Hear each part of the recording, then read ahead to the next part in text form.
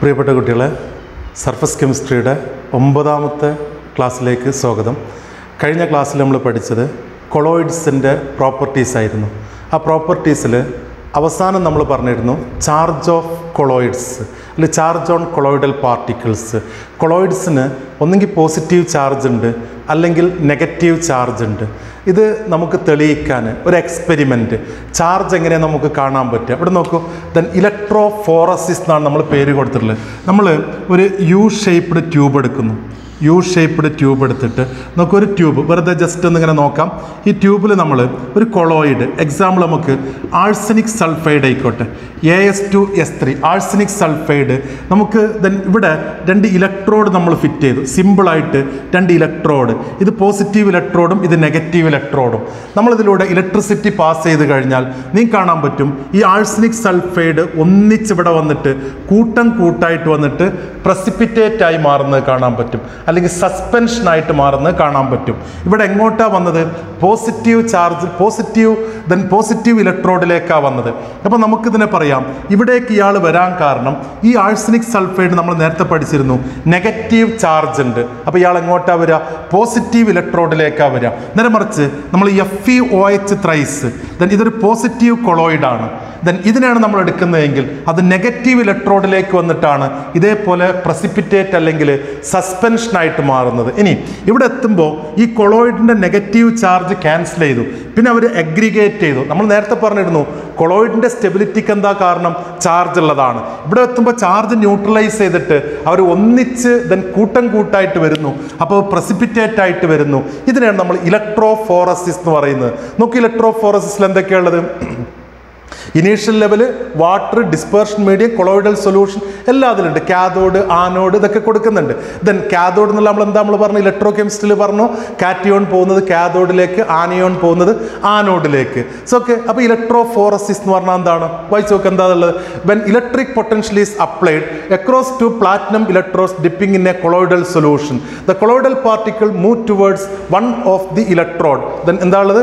Move towards one or the other electrode. ഇനി എന്താണ് electrophoresis എന്ന് പറഞ്ഞാൽ എന്താ? The movement of colloidal particle under an applied electric potential is called electrophoresis. എന്തായാലും പറയുന്നത് എന്താണ്? Movement of colloidal particle under an applied electric field അല്ലെങ്കിൽ electric potential. Movement of colloidal particle under an applied electric potential is called then electrophoresis. ആ picture മനസ്സിലായല്ലോ. അപ്പോൾ ഇവിടുന്ന് എന്തൊക്കെയാ നമുക്ക് പറയാൻ പറ്റും? 2 കാര്യങ്ങൾ. ഒന്ന്, കൊളോയിഡിന് ചാർജ് ഉണ്ട് എന്ന് നമുക്ക് പറയാം. രണ്ടാമത്തെ, കൊളോയിഡിന്റെ ചാർജ് എന്താണെന്നും മനസ്സിലാക്കാൻ പറ്റും. അപ്പോൾ ഇത്രയേ ഉള്ളൂ. ഇലക്ട്രോഫോറസിസ് എന്ന് പറഞ്ഞാൽ movement of colloidal particle either towards anode or towards cathode when electric potential is applied, that is called electrophoresis. അപ്പോൾ ഈ movement of colloidal particle reason എന്താ? കൊളോയിഡ്സിന് ചാർജ് ഉണ്ട് എന്നുള്ളതാണ്. അപ്പോൾ ഇലക്ട്രോഫോറസിന് റീസൺ ചോദിച്ചാൽ എന്താ പറയുക? It is due to presence of charge on colloidal particle. മനസ്സിലാവുന്നില്ലേ അത്? അപ്പോൾ കൊളോയിഡ്സിന്റെ ഈ മൂവ്മെന്റ് ഇലക്ട്രിക് പൊട്ടൻഷ്യൽ കൊടുക്കുമ്പോൾ കൊളോയിഡ്സിന്റെ മൂവ്മെന്റിനെ പറയുന്ന പേരാണ് ഇലക്ട്രോഫോറസിസ്. മനസ്സിലായല്ലോ അത്? ഇതാണ് നമ്മൾ 6ാമത്തെ പ്രോപ്പർട്ടി. ഇത് നമ്മൾ ശരിക്കും എന്തായിട്ട് കണക്ട് ചെയ്താണ്? നേരത്തെ പറഞ്ഞ ചാർജ് ഓഫ് കൊളോയിഡ്സിനെ കൊളോയിഡിന് ബന്ധപ്പെട്ടൊരു പ്രോപ്പർട്ടി തന്നെയാണ് ഇലക്ട്രോഫോറസിസ്. ഓക്കെ, അപ്പോൾ നമ്മൾ ഇലക്ട്രോഫോറസിസ് എന്താന്ന് പറഞ്ഞു. എന്താ ഇലക്ട്രോഫോറസിസ് എന്ന് പറഞ്ഞാൽ വായിച്ചു നോക്കൂ. The movement of colloidal particles under an applied electric potential is called then electrophoresis. ഇത് നമുക്ക് അടുത്ത് പഠിക്കാനുള്ള വേറെ ടേമാണ് ഇലക്ട്രോ ഓസ്മോസിസ്. ഇത്രയേ ഉള്ളൂ. നമ്മൾ നമ്മൾ ഇലക്ട്രോഫോറസിസ് നടക്കുന്ന ഇതേപോലെ യൂട്യൂബിൽ ദെൻ നമ്മൾ കൊളോയിഡ് എടുത്തു. നമ്മൾ എന്തെങ്കിലും ഒരു മെത്തേഡ് വെച്ചിട്ട്, ഒരു മെംബ്രെയിൻ വെച്ചിട്ട് ഈ പാർട്ടിക്കിൾസിൻ്റെ മൂവ്മെൻറ്റ് നമ്മൾ ദെൻ തടസ്സപ്പെടുത്തുകയാണ്, കൊളോയിഡൽ പാർട്ടിക്കിൾസിൻ്റെ. അന്നേരം നിങ്ങൾ ഇലക്ട്രിക് പൊട്ടൻഷ്യൽ കൊടുത്താൽ കാണാൻ പറ്റും ഈ ഡിസ്പേർഷൻ മീഡിയം മൂവ് ചെയ്യുന്നത് കാണാൻ പറ്റും. അതിനെ പറയുന്ന പേരാണ് electro osmosis. When electrophoresis, that is movement of particle is prevented by some suitable means, it is observed that dispersion medium begins to move in an electric field. This phenomenon is termed as electroosmosis. അപ്പോൾ electric ഫീൽഡിൽ ശ്രദ്ധിക്കണം കേട്ടോ, objective എക്സാമിനേഷനൊക്കെ ചോദിക്കാം. Electric ഫീൽഡിൽ colloidal പാർട്ടിക്കിൾസിൻ്റെ മൂവ്മെൻറ്റിനാണ് നമ്മൾ എന്ത് പേര് പറയുന്നത്? ഇലക്ട്രോഫോറസിസ് എന്ന് പറയുന്നത്. ഇലക്ട്രിക് ഫീൽഡിൽ അപ്ലൈഡ് ഇലക്ട്രിക് പൊട്ടൻഷ്യൽ, ഇലക്ട്രിക് ഫീൽഡിൽ ഡിസ്പേർഷൻ മീഡിയത്തിൻ്റെ മൂവ്മെൻറ്റിനെ പറയുന്ന പേരാണ് ഇലക്ട്രോ ഓസ്മോസിസ്. അപ്പോൾ ഇലക്ട്രോഫോറസിസ് ഉണ്ട്, ഇലക്ട്രോ ഓസ്മോസിസ്. എന്താ ഇലക്ട്രോ ഓസ്മോസിസിൽ കൊടുത്ത എന്താണ്?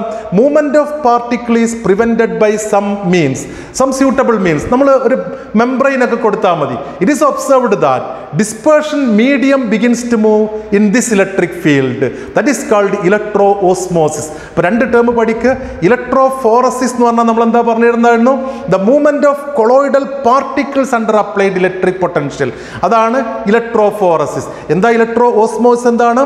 The dispersion medium begins to move. അതിനെ പറയുന്ന പേരാണ് ഇലക്ട്രോ ഓസ്മോസിസ്. അപ്പോൾ രണ്ട് ടേം പഠിച്ചു, ഇലക്ട്രോഫോറസിസും അതേപോലെ ഇലക്ട്രോ ഓസ്മോസിസും. ഓക്കെ, അടുത്ത നമുക്ക് നോക്കാം. അടുത്ത് നമുക്ക് പഠിക്കാനുള്ളത് കൊയാഗുലേഷൻ ഓർ പ്രസിപ്പിറ്റേഷൻ. ഇത്രയേ ഉള്ളൂ. എന്താ ഈ കൊയാഗുലേഷൻ എന്ന് പറഞ്ഞാൽ എന്താ? നമ്മളിപ്പോൾ കണ്ടു ഈ കൊളോയിഡൽ പാർട്ടിക്കിൾസിൻ്റെ സൈസ് എന്തായിരുന്നു നമ്മൾ പറഞ്ഞത്? 1 to 1000 നാനോമീറ്റർ ആണ് പറഞ്ഞിരുന്നത്. ഈ പാർട്ടിക്കിളിൻ്റെ സൈസ് ഒന്നിച്ച് പാർട്ടിക്കിൾസ് അഗ്രിഗേറ്റ് ചെയ്ത് കഴിഞ്ഞാൽ അന്നേരം ഇതിൻ്റെ സൈസ് 1000 നാനോമീറ്ററിൽ കൂടുതലാവും. ദറ്റ് ഈസ് കാൾഡ് പ്രസിപ്പിറ്റേഷൻ അല്ലെങ്കിൽ കൊയാഗുലേഷൻ എന്ന് പറയും. നമ്മളിപ്പോൾ ഒരു എക്സാമ്പിൾ കണ്ടില്ലേ, ഇലക്ട്രോഫോറസിസ് നടത്തിയപ്പോൾ അവിടെ ആഴ്സനിക് സൾഫൈഡ് നെഗറ്റീവാണ്, അത് പോസിറ്റീവ് ഇലക്ട്രോഡിൽ വന്നിട്ട് ദെൻ കൊയാഗുലേഷൻ കണ്ടില്ല. അതന്നെയാണ്. അപ്പോൾ എന്താ പറയുന്നത്? The process of settling of colloidal particle is called coagulation or precipitation of the sol. The process of settling of colloidal particles ഒന്നിച്ച് വന്നിട്ട് സെറ്റിൽ ചെയ്യുന്നത് ദാറ്റ് ഈസ് കോൾഡ് കൊയാഗുലേഷൻ, അല്ലെങ്കിൽ എന്താ വിളിക്കുന്ന പേര്? പ്രസിപ്പിറ്റേഷൻ. ദ കൊയാഗുലേഷൻ നമ്മൾ നോക്കുക, അതിൽ എന്തൊക്കെ കൊടുത്ത്? Then coagulation of lyophobic sols can be carried out then the following ways. Lyophilic colloid പെട്ടെന്ന് കൊയാഗുലേറ്റ് ചെയ്യൂല, പക്ഷെ ആരാ പെട്ടെന്ന് കൊയാഗുലേറ്റ് ചെയ്യുക? ലയോഫോബിക് കൊളോയിഡ്സ് പെട്ടെന്ന് കൊയാഗുലേറ്റ് ചെയ്യും. നോക്കാം ഓരോന്ന്. നോക്കൂ, നമ്മൾ എന്താ കൊയാഗുലേഷൻ എന്ന് പറഞ്ഞാൽ എന്താ? The process of settling of colloidal particles, that is called coagulation. Lyophobic colloid എങ്ങനെയൊക്കെ കൊയാഗുലേറ്റ് ചെയ്യാമെന്ന് ഒന്നാമത്തെ എഴുതി നോക്കൂ. By electrophoresis. നമ്മൾ നേരത്തെ പറഞ്ഞില്ലേ, ഓപ്പോസിറ്റ് ചാർജുള്ള ഇലക്ട്രോഡിൽ ചെന്നിട്ട് എന്ത് ചെയ്യും? കൊയാഗുലേറ്റ് ചെയ്യും. വായിച്ചു നോക്കും. The colloidal particle move towards oppositely charged electrodes get discharged and precipitated. Opposite charge ഇലക്ട്രോഡിൽ എത്തിക്കഴിഞ്ഞാൽ അതിൻ്റെ ചാർജ് ന്യൂട്രലൈസ് ചെയ്യും. അപ്പോൾ അവരെന്ത് ചെയ്യും? അഗ്രിഗേറ്റ് ചെയ്യും, അത് പ്രസിപ്പിറ്റേറ്റ് ചെയ്യും. സോ ഒന്നാമത്തെ മെത്തേഡ് ഏതാണ്? ഇലക്ട്രോഫോറസിസ്. രണ്ടാമത്തെ മെത്തേഡ് നോക്കൂ. നമ്മളിപ്പോൾ നേരത്തെ പറഞ്ഞിരുന്നു arsenic sulphide colloid. Arsenic sulphide ആണെങ്കിൽ AS2S അത് നെഗറ്റീവ് കൊളോയിഡ് ആണ്. അടുത്ത് വേറെന്ന് പറഞ്ഞിരുന്നു FeOH ത്രൈസ് കൊളോയിഡ്. അതേതായിരുന്നു പറഞ്ഞ്? പോസിറ്റീവ് കൊളോയിഡ് ആയിരുന്നു. ഇത് രണ്ടും ഈക്വൽ എമൗണ്ട് എടുത്തിട്ട് നമ്മൾ ഒരു വലിയൊരു ബീക്കറിലേക്ക് രണ്ടും കൂടി മിക്സ് ചെയ്ത് കഴിഞ്ഞാൽ എന്താ ഉണ്ടാവുക? ഇതിൻ്റെ ചാർജ് ന്യൂട്രലൈസ് ചെയ്യും, അത് കൊയാഗുലേറ്റ് ചെയ്യും. എന്താ അവിടെ എഴുതിയ എന്താ?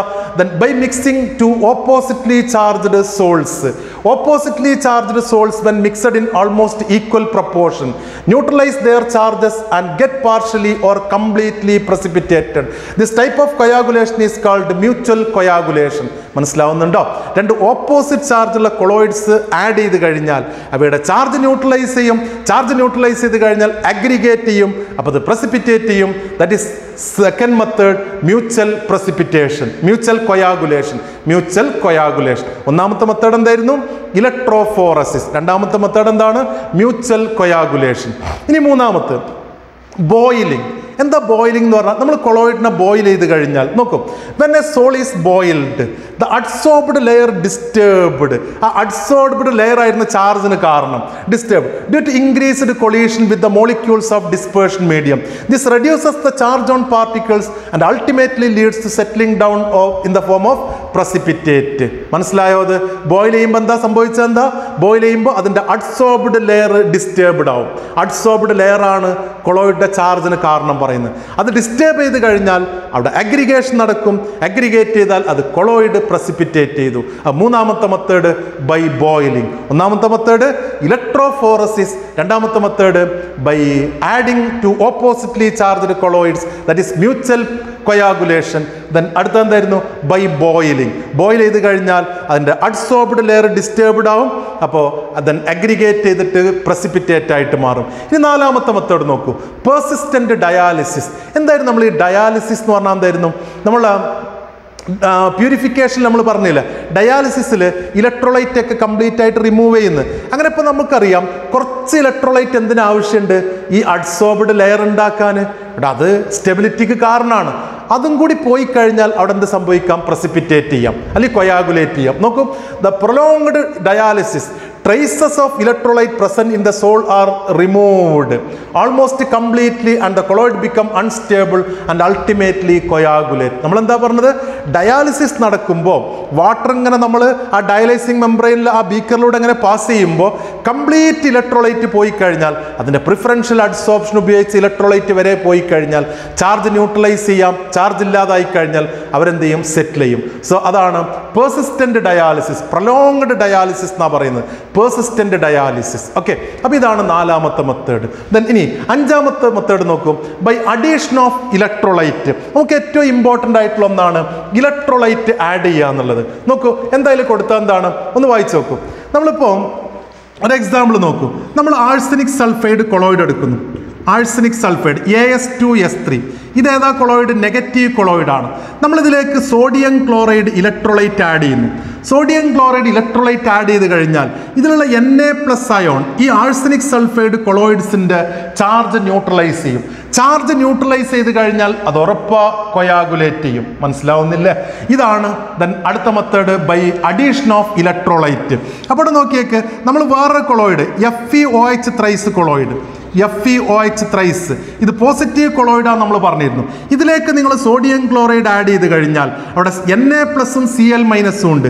Cl- ആണ് ഇവിടെ FeOH ത്രൈസിൻ്റെ പോസിറ്റീവ് ചാർജിനെ ന്യൂട്രലൈസ് ചെയ്യുന്നത്. അപ്പോൾ ഇവിടെ കൊയാഗുലേറ്റ് ചെയ്യാൻ കാരണം Cl- അയോൺ ആണ്. ഇവിടെ ആരായിരുന്നു കാരണം?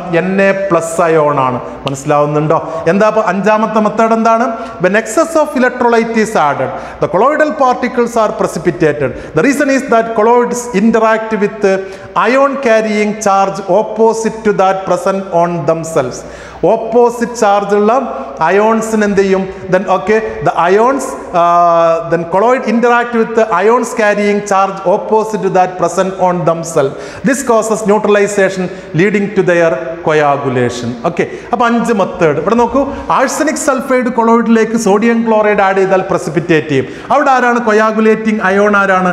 Na+ അയോൺ ആണ്. ഇതിന് ഓപ്പോസിറ്റ് ചാർജുള്ള അയോൺ ആണ് കൊയാഗുലേറ്റ് ചെയ്യുന്നത്. FeOH ത്രൈസ് കൊളോയിഡിലേക്ക് സോഡിയം ക്ലോറൈഡ് ആഡ് ചെയ്താൽ പ്രസിപ്പിറ്റേറ്റ് ചെയ്യും. അതിനാണ് കാരണം Cl- അയോൺ ആണ്. ഇവിടുത്തെ കൊയാഗുലേറ്റിംഗ് അയോണ് ഇതിന് ഓപ്പോസിറ്റ് ചാർജുള്ള Cl- അയോൺ ആണ്. ക്ലിയർ ആണോ പറയുന്നത്? ഓക്കെ, ഒന്നുകൂടി പറയാം. നമ്മൾ കൊയാഗുലേഷൻ ഓർ പ്രസിപ്പിറ്റേഷൻ 5 മെത്തേഡിലാണ് പറഞ്ഞത്. ഏതൊക്കെയാണ് 5 മെത്തേഡ്? ഒന്നാമത് എന്താ പറഞ്ഞത്? എന്താണ് ഫസ്റ്റ് വൺ? എന്താ പറഞ്ഞത്? ഇലക്ട്രോഫോറസിസ്. രണ്ടാമത് എന്താ പറഞ്ഞത്? എന്താണ്? By adding oppositely charged colloids. Then മൂന്നാമത് എന്താ പറഞ്ഞതാണ്? പെർസിസ്റ്റന്റ് അല്ലെ ബോയിലിംഗ്. നാലാമത് എന്തായിരുന്നു? Persistent dialysis. അഞ്ചാമത് എന്തായിരുന്നു പറഞ്ഞത്? By adding electrolytes. Electrolyte add ചെയ്യുമ്പോൾ ആ കൊളോയിഡിന്റെ ചാർജിന് ഓപ്പോസിറ്റുള്ള അയോണാണ് അവിടെ കൊയാഗുലേറ്റ് ചെയ്യുന്നത്. ഓക്കെ, ഇതിനെക്കുറിച്ച് വിശദമായിട്ട് നമുക്ക് ഇനിയും പഠിക്കാനുണ്ട്. നോക്കിയേക്ക്, ദെൻ നമുക്ക് the ion responsible for neutralization of charge on colloidal particle is called എന്താണ്? coagulating ion.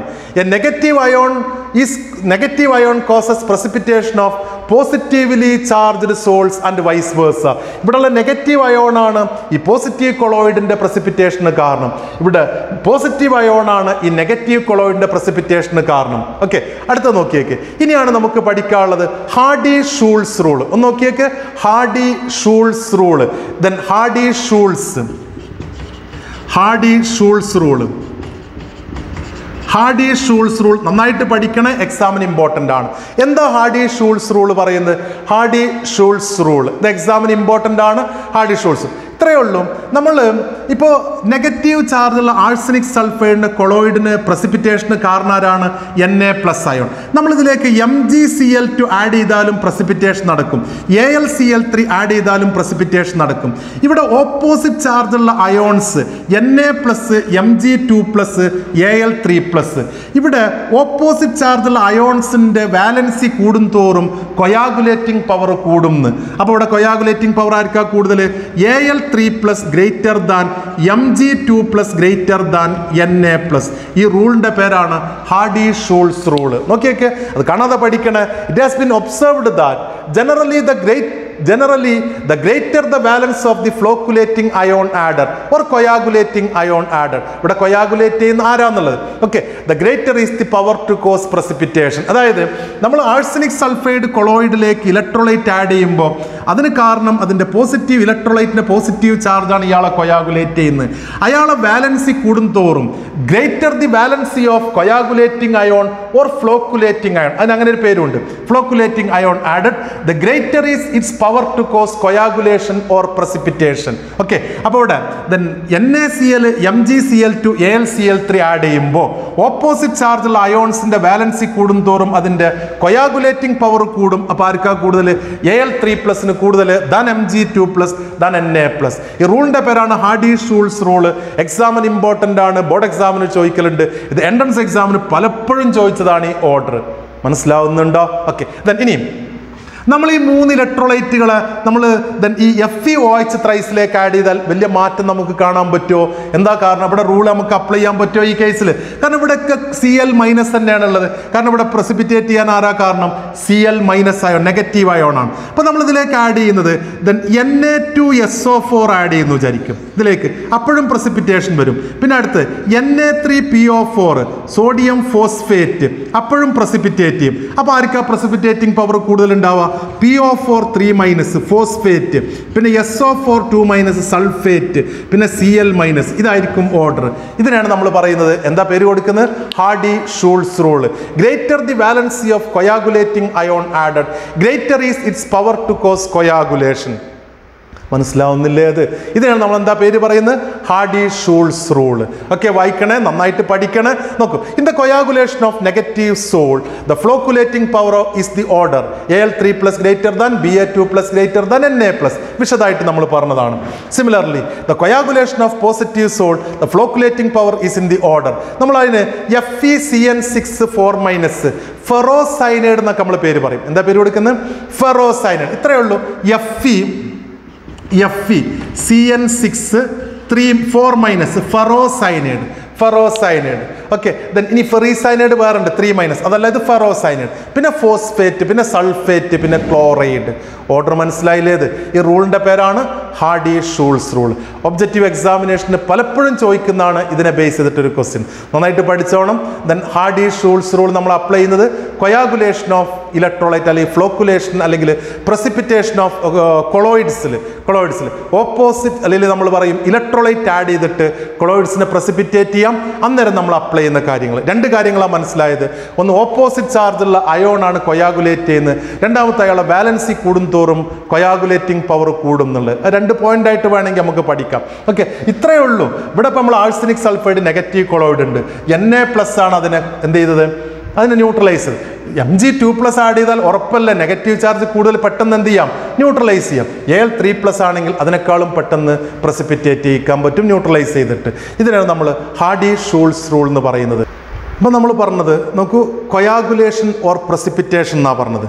എന്താ കൊയാഗുലേഷൻ അല്ലെങ്കിൽ പ്രസിപ്പിറ്റേഷൻ എന്ന് പറഞ്ഞാൽ എന്താ? The process of settling of colloidal particles. ഇനി അത് നമ്മൾ എങ്ങനെയൊക്കെ നമ്മൾ മെത്തേഡ് പറഞ്ഞത്? ഇലക്ട്രോഫോറസിസ് ഉണ്ട്, പിന്നെ അടുത്തത് ബോയിലിംഗ് ഉണ്ട്, മിക്സിംഗ് ഓപ്പോസിറ്റ്ലി ചാർജ്ഡ് കൊളോയിഡ്സ് ഉണ്ട്, ഡയാലിസിസ് ഉണ്ട്, then last by adding electrolytes. Electrolyte add ചെയ്യുമ്പോഴാണ് നമ്മൾ വിശദമായിട്ട് പഠിച്ചത്. എന്തൊക്കെയാണ് പറഞ്ഞത്? ഓപ്പോസിറ്റ് ചാർജുള്ള അയോൺസ് ആണ് കൊയാഗുലേറ്റ് ചെയ്യാൻ കാരണം. അതിനെ കൊയാഗുലേറ്റിംഗ് അയോൺ അല്ലെങ്കിൽ ഫ്ലോക്കുലേറ്റിംഗ് അയോൺ എന്ന് പറയാം. അതിൻ്റെ വാലൻസി കൂടുന്തോറും കൊയാഗുലേറ്റിംഗ് പവർ കൂടും എന്നുള്ളതാണ് പറഞ്ഞത്. അതിനാണ് നമ്മൾ ഹാർഡി-ഷൂൾസ് റൂൾ എന്ന് പറഞ്ഞത്. ഇനി ഈ coagulating power of an electrolyte express ചെയ്യാൻ നമ്മളൊരു ടേം പഠിക്കുന്നുണ്ട്, ഫ്ലോക്കുലേറ്റിംഗ് അല്ലെങ്കിൽ കൊയാഗുലേറ്റിംഗ് വാല്യൂ. എന്താണ് ഈ കൊയാഗുലേറ്റിംഗ് വാല്യൂ അല്ലെങ്കിൽ ഫ്ലോക്കുലേറ്റിംഗ് വാല്യൂ എന്നൊക്കെ പറയാം. എന്താണ് ഈ കൊയാഗുലേറ്റിംഗ് വാല്യൂ എന്ന് പറഞ്ഞാൽ എന്താ? 1 ലിറ്റർ കൊളോയിഡിനെ കൊയാഗുലേറ്റ് ചെയ്യാൻ 1 ലിറ്റർ കൊളോയിഡിനെ കൊയാഗുലേറ്റ് ചെയ്യാൻ എത്ര മില്ലിമോൾ ഇലക്ട്രോലൈറ്റ് ആവശ്യമാണ്? That is called its coagulating value. ഇനി ഈ കൊയാഗുലേറ്റിംഗ് വാല്യൂ കുറവുള്ളതായിരിക്കും നല്ല കൊളോയിഡ്. മനസ്സിലായില്ല? നല്ല ഇലക്ട്രോലൈറ്റ്. ഒക്കെ നോക്കിയേക്കും. The minimum concentration of an electrolyte in millimoles per litre required to cause the precipitation of sol in 2 hours is called coagulating value. എന്താ coagulating value എന്ന് പറഞ്ഞാൽ എന്താ? Minimum concentration of electrolyte in millimoles per liter required to coagulate a given sol in 2 hours. അതായത് 1 litre കൊളോയിഡിനെ coagulate ചെയ്യണം, അതിന് എത്ര millimole electrolyte ആവശ്യമുണ്ട്? 2 hours കൊണ്ടാണ് കൊയാഗുലേറ്റ് ചെയ്യുന്നത്. അതിനെ പറയുന്ന പേരാണ് കൊയാഗുലേറ്റിംഗ് വാല്യൂ എന്ന് പറയുന്നത്. അപ്പോൾ എന്താ കൊയാഗുലേറ്റിംഗ് വാല്യൂ എന്ന് പറഞ്ഞാൽ എന്താ? The minimum concentration of electrolyte in millimoles per litre required to coagulate the given sol in 2 hours. Okay, precipitation of sol in 2 hours, അതാണ് കൊയാഗുലേറ്റിംഗ് വാല്യൂ. നോക്കൂ, ഇനി the smaller the quantity needed higher will be coagulating power. നമ്മൾ coagulating value കുറവാണെങ്കിൽ അതിൻ്റെ അർത്ഥം എന്താണ്? 1 litre കൊളോയിഡിനെ coagulate ചെയ്യാൻ മില്ലിമോൾസ് കുറച്ച് മതിയെന്ന്. അതിൻ്റെ കൊയാഗുലേറ്റിംഗ് പവർ കൂടുതലായിരിക്കും. ദെൻ നമ്മൾ കൊയാഗുലേറ്റിംഗ് വാല്യൂ കുറവാണെങ്കിൽ അതിൻ്റെ അർത്ഥം കൊയാഗുലേറ്റിംഗ് പവർ എന്തായിരിക്കും? കൂടുതലായിരിക്കും. കൊയാഗുലേറ്റിംഗ് വാല്യൂ കുറവാണെങ്കിൽ നമ്മൾ എന്താ പറഞ്ഞ്? കൊയാഗുലേറ്റിംഗ് പവർ കൂടുതലായിരിക്കും. The smaller the quantity needed higher will B the coagulating power of ion. മനസ്സിലായില്ലേ പറയുന്നത്? ഇനി അടുത്തൊരു ടോപ്പിക്ക് നോക്കും. നമ്മൾ ലയോഫോബിക് കൊളോയിഡ്സിൻ്റെ പ്രസിപ്പിറ്റേഷനാണ് ഇത്ര ഈസി ആയിട്ട് 5 മെത്തേഡ് വെച്ച് പറഞ്ഞത്. ഏതൊക്കെയായിരുന്നു? 5 ഓർമ്മ ഉണ്ടോ? ഒന്നെന്തായിരുന്നു? ബൈ ഇലക്ട്രോഫോറസിസ്, രണ്ടാമത്തെ mixing opposite charged colloids, by dialysis, അടുത്തെന്തായിരുന്നു? ബൈ വേറെന്തായിരുന്നു പറഞ്ഞത്?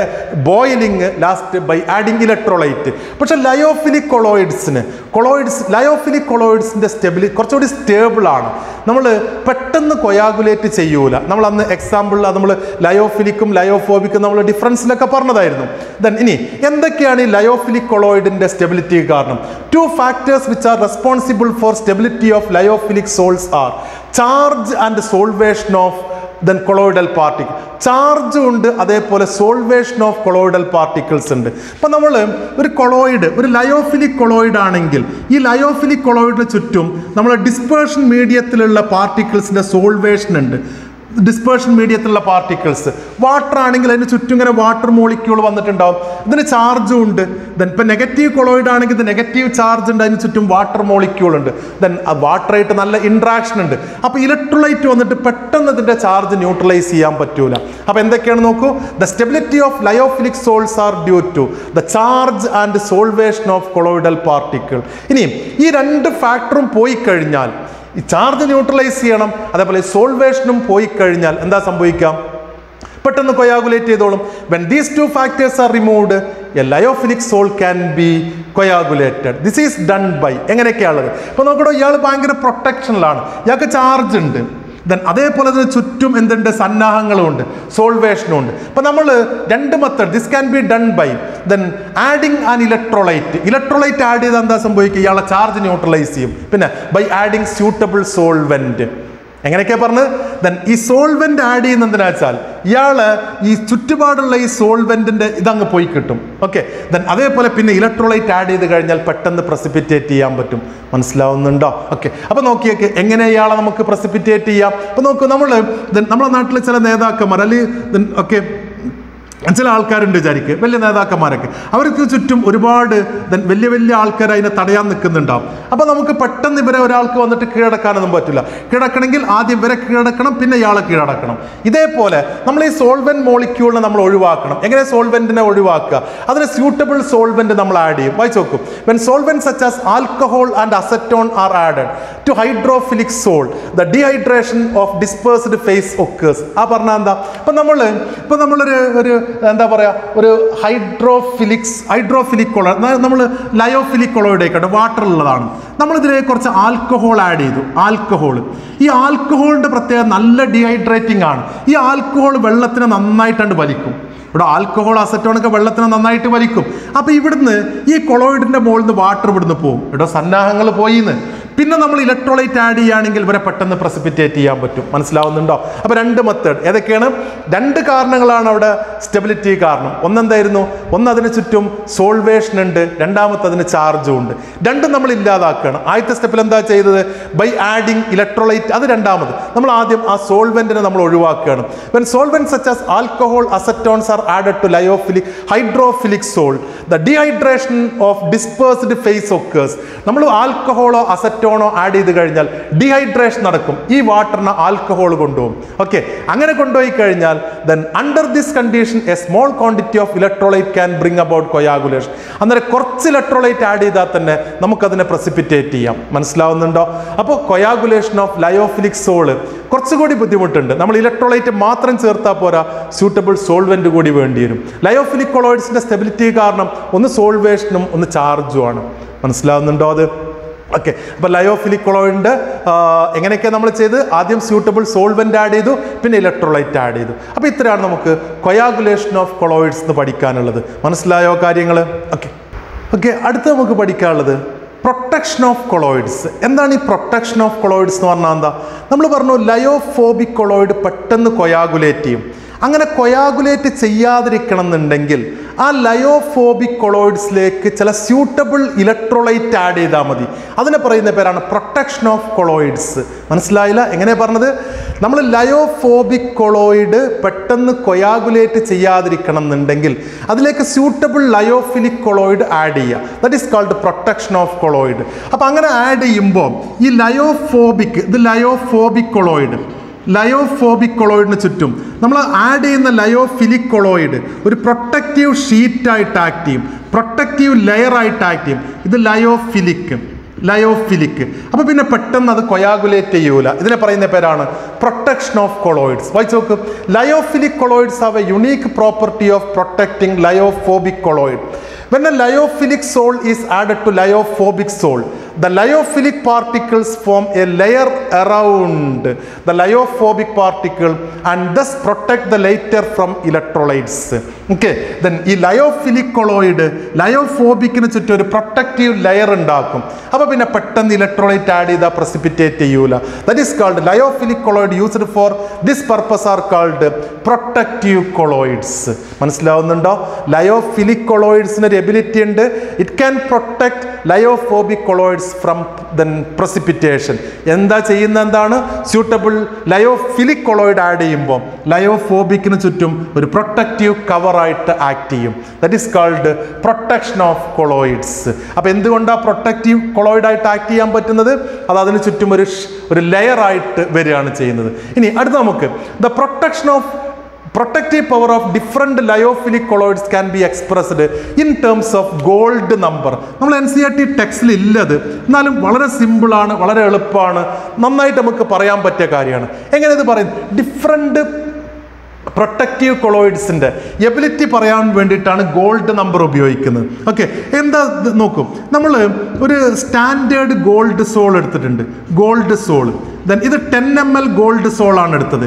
ഇതിലേക്ക് 1 ml 10% NaCl സൊല്യൂഷൻ ആഡ് ചെയ്യാണ്. നോക്കടാ, 10 ml സ്റ്റാൻഡേർഡ് ഗോൾഡ് സോളിലേക്ക് 1 ml 10% NaCl സൊല്യൂഷൻ ആഡ് ചെയ്താൽ അത് പ്രസിപ്പിറ്റേറ്റ് ചെയ്യും. പ്രസിപ്പിറ്റേറ്റ് ചെയ്യാതിരിക്കണം എന്നുണ്ടെങ്കിൽ എത്ര പ്രൊട്ടക്റ്റീവ് കൊളോയിഡ്, എത്ര മില്ലിഗ്രാം ആഡ് ചെയ്യണോ അതിനാണ് നമ്മൾ ഗോൾഡ് നമ്പർ എന്ന് പറയുന്നത്. എങ്ങനെയാണോ? നമ്മളിപ്പോൾ നോക്ക്, എന്താ പറഞ്ഞാൽ എന്താ? 10 ml സ്റ്റാൻഡേർഡ് ഗോൾഡ് സോളിലേക്ക് 1 ml 10% NaCl സൊല്യൂഷൻ. ഇത് ഇലക്ട്രോലൈറ്റ് ആണ്, ഇത് ലയോഫോബിക് കൊളോയിഡ് ആണ്, പെട്ടെന്ന് കൊയാഗുലേറ്റ് ചെയ്യും. അങ്ങനെ ചെയ്യാതിരിക്കണം എന്നുണ്ടെങ്കിൽ ആദ്യമേ എത്ര മില്ലിഗ്രാം പ്രൊട്ടക്റ്റീവ് കൊളോയിഡ് ആഡ് ചെയ്യണോ അതിനെ പറയുന്ന പേരാണ് ഈ പ്രൊട്ടക്റ്റീവ് കൊളോയിഡിൻ്റെ ഗോൾഡ് നമ്പർ എന്നുള്ളത്. മനസ്സിലായോ? It is the minimum milligram of protective colloid required to just prevent the coagulation of 10 ml of standard gold sol by adding 1 ml of 10% NaCl solution to it. മനസ്സിലാവുന്നില്ലേ? നമ്മളെന്താ gold number എന്ന് പറഞ്ഞാൽ എന്താ പറയുന്നത്? 10 ml standard gold സോളിലേക്ക് 1 ml 10% NaCl solution add ചെയ്യുമ്പോൾ precipitate ചെയ്യാതിരിക്കണം എന്നുണ്ടെങ്കിൽ ആദ്യമേ എത്ര മില്ലിഗ്രാം നമ്മൾ പ്രൊട്ടക്റ്റീവ് കൊളോയിഡ് ആഡ് ചെയ്യണോ അതിനെ പറയുന്ന പേരാണ് ഗോൾഡ് നമ്പർ എന്നുള്ളത്. ഒരിക്കലും ഒബ്ജക്റ്റീവ് എക്സാമിനേഷൻ വന്നതാണ്. Gold number then gold number defines എന്തോ പറഞ്ഞിട്ട്, ഗോൾഡ് നമ്പർ ഇൻഡിക്കേറ്റ്സ് പറഞ്ഞിട്ട് പ്യൂരിറ്റി ഓഫ് ഗോൾഡ് ആണോ? അല്ല. ഇതെന്താണ്? It expresses the then ability of protective colloid. മനസ്സിലായില്ലേ ഇത്? അപ്പോൾ it is the minimum milligram of protective colloid required to protect the coagulation of 10 ml of standard gold salt by adding 1 ml of 10% NaCl solution to it. അപ്പോൾ നോക്കിയൊക്കെ example നോക്കൂ.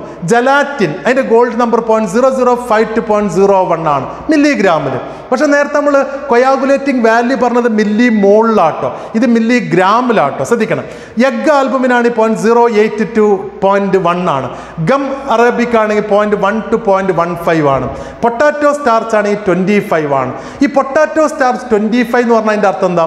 10 ml gold സോളിലേക്ക് 1 ml 10% NaCl solution add ചെയ്യുമ്പോൾ precipitate ചെയ്യാതിരിക്കണമെങ്കിൽ 25 milligram potato starch add ചെയ്യണം.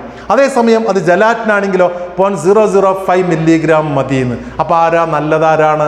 Protective. നമ്മൾ gold number കുറവുള്ളതല്ലേ best protective colloid. അപ്പോൾ ഏതാ നല്ല? ശരിയല്ലേ? അത് അത്രയും കുറച്ചെടുത്താൽ തന്നെ പ്രൊട്ടക്റ്റ് ചെയ്യാൻ പറ്റും. അപ്പോൾ ജലാറ്റിനാണ് ബെസ്റ്റ് പ്രൊട്ടക്റ്റിംഗ് കൊളോയിഡായിട്ട് പറയുന്നത്. മനസ്സിലാവുന്നുണ്ടോ? ഓക്കെ. അപ്പോൾ നമ്മൾ പറഞ്ഞ കാര്യങ്ങളൊന്ന് നോക്കൂ. എന്താണ് നമ്മൾ പറഞ്ഞ? എന്താണ് പ്രൊട്ടക്റ്റീവ് കൊളോയിഡ്? കൊളോയിഡ്സ്, ലയോഫിലിക് കൊളോയിഡ്സിൻ്റെ എബിലിറ്റിയാണ് to protect the lyophobic colloid from precipitation. എന്താ റീസൺ? എന്താണ്? It form a layer around the lyophobic colloid. Then okay. അപ്പോൾ അത് പെട്ടെന്ന് എന്ത് ചെയ്യൂല? ദെൻ ഇലക്ട്രോലൈറ്റ് വന്നിട്ട് അതിനെ പ്രസിപ്പിറ്റേറ്റ് ചെയ്യൂല. മനസ്സിലായില്ലേ പറഞ്ഞത്? നോക്കൂ നിങ്ങൾ. നോക്കൂ, നമ്മൾ ഈ ക്ലാസ്സിൽ എന്തൊക്കെയാണ് പറഞ്ഞത്? ഒന്ന് ഇലക്ട്രോഫോറസിസ് എന്ന് പറഞ്ഞിരുന്നു. ഓർമ്മയുണ്ടോ അത്? It is the movement of colloidal particles either towards anode or towards cathode when electric potential is applied. അതാണ് ഇലക്ട്രോഫോറസിസ്. നമ്മൾ ഇലക്ട്രോ ഓസ്മോസിസ് എന്ന് പറഞ്ഞിരുന്നു. അത് movement of dispersion medium under applied electric field. ശരിയല്ലേ? അത് കഴിഞ്ഞിട്ടായിരുന്നു നമ്മൾ ദെൻ കൊയാഗുലേഷൻ എന്ന് പറഞ്ഞത്. എന്താ coagulation? The process of settling of colloidal particles. Then നമ്മൾ 5 മെത്തേഡ് പറഞ്ഞിരുന്നു ലയോഫോബിക്കിൻ്റെ കേസിൽ. അതൊക്കെ പഠിച്ച ഏറ്റവും ഇമ്പോർട്ടൻറ്റ് ഇലക്ട്രോലൈറ്റ് ആഡ് ചെയ്യുന്ന സാധനം. ഇലക്ട്രോലൈറ്റ് ആഡ് ചെയ്യുമ്പോൾ ദെൻ എന്തായാലും നമ്മൾ അപ്ലൈ ചെയ്ത് ഹാഡി-ഷൂൾസ് റൂൾ അപ്ലൈ ചെയ്യണം. എക്സാമിന് സ്ഥിരം കാണുന്ന ചോദ്യമാണ്. The greater the valency of coagulating ion or flocculating ion added greater is its power to cause coagulation. അതിൻ്റെ ആ എക്സാമ്പിളാണ്, ആ വാല്യൂൻ്റെ ഓർഡറാണ് മിക്കവാറും എൻട്രൻസ് എക്സാമിനേഷന് ചോദിക്കൽ. ഓക്കെ, എങ്ങനെ അത് വരുന്നെന്നുള്ള നമ്മൾ പറഞ്ഞു, അത് എക്സ്പ്ലെയിൻ ചെയ്തു. ഓക്കെ, നമ്മൾ ഹാഡി-ഷൂൾസ് റൂൾ. ഇത് കഴിഞ്ഞിട്ടാണ് നമ്മൾ പറഞ്ഞത് ലയോഫോബിക് കൊളോയിഡ് പെട്ടെന്ന് കൊയാഗുലേറ്റ് ചെയ്യും. ലയോഫിലിക് കൊളോയിഡ് കൊയാഗുലേറ്റ് ചെയ്യണമെങ്കിൽ നമ്മൾ 2 കണ്ടീഷൻ ഉണ്ട്. ഏതൊക്കെയാണ്? അതിൻ്റെ സ്റ്റെബിലിറ്റി ഫാക്ടേഴ്സ് 2 എണ്ണമായിരുന്നു. ഒന്ന് ചാർജും ഉണ്ട്, 2 സോൾവേഷനും ഉണ്ട്. അത് രണ്ടും ബ്രേക്ക് ചെയ്താലേ ലയോഫിലിക് പെട്ടെന്ന് കൊയാഗുലേറ്റ് ചെയ്യുള്ളൂ. അപ്പോൾ നമ്മൾ പറയുന്നു സോൾവെൻ്റ് ഒഴിവാക്കാൻ സ്യൂട്ടബിൾ സോൾവെൻ്റ് ആഡ് ചെയ്യുക. രണ്ടാമത്തത് ഇലക്ട്രോലൈറ്റ് ആഡ് ചെയ്യുക. നമ്മൾ ആ മെത്തേഡ് കണ്ടു, എക്സാമ്പിൾ കണ്ടു. ഇത് കഴിഞ്ഞിട്ടാണ് നമ്മൾ പറഞ്ഞത് പ്രൊട്ടക്റ്റീവ് കൊളോയിഡ് എന്നുള്ളത്. ചില ലയോഫിലിക് കൊളോയിഡ്സിൻ്റെ എബിലിറ്റിയാണ് to protect lyophobic colloid from coagulation. നമ്മളതാണ് എക്സ്പ്ലെയിൻ ചെയ്തത്. ആ മെത്തേഡാണ് നമ്മൾ പിന്നീട് കണ്ടത്. അതിന് കാരണം ഈ ലയോഫോബിക്കിന് ചുറ്റും ലയോഫിലിക് ഒരു പ്രൊട്ടക്റ്റീവ് ലെയറായിട്ട് ആക്ട് ചെയ്യുകയാണ് ചെയ്യുന്നത്. അപ്പോൾ ആ ഒരു പോയിൻ്റാണ് നമ്മൾ കണ്ടത്. അവിടെ പിന്നെ ലയോഫിലിക് കൊളോയിഡിൻ്റെ ആ എബിലിറ്റിയെ നമ്മൾ എക്സ്പ്ലെയിൻ ചെയ്യാൻ വേണ്ടിയിട്ട് ഒരു ടേം കൂടി നമ്മൾ എക്സ്ട്രാ പഠിച്ചതാണ് ഗോൾഡ് നമ്പർ എന്നുള്ളത്. ഓക്കെ, നിങ്ങൾക്ക് മനസ്സിലായെന്ന് വിചാരിക്കുന്നു. നമുക്ക് അടുത്ത ക്ലാസ്സോടുകൂടി മിക്കവാറും സർഫസ് കെമിസ്ട്രി നമുക്ക് അവസാനിപ്പിക്കാം. Thank you.